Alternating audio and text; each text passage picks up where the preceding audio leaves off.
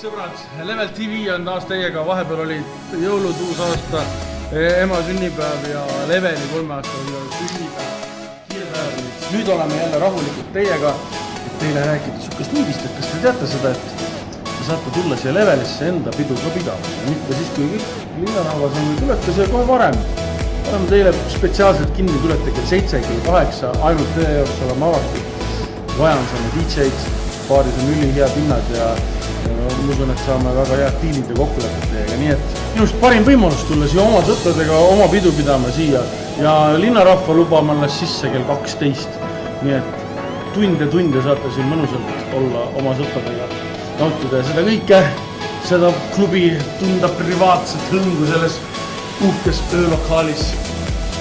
Tänaseks on pidu läbi, kohtume teiega juba reedel, laupäeval, teisipäeval, kolmapäeval, neljapäeval, mis päeva nädalas. Ärge väga seda juttu levitage, see on pisut salajane värk. Ainult oma parimatele sõpradele võite usaldada, sest muidu tulevad ju kõik siia pidu pidama, kui tahate ju kuidagi eriline olla ja välja paista.